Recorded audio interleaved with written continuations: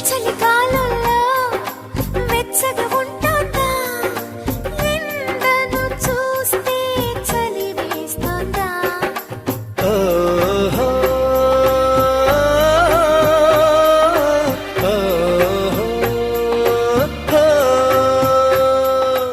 ఎదురుగా నువ్వున్నా విరహం పుడుతోంది ఏ నిజమైన కలగా ఉంది విసుగేతో కలిగింది దిగులేతో పెరిగింది అసలేతో జరిగింది మతి కాస్త పోయింది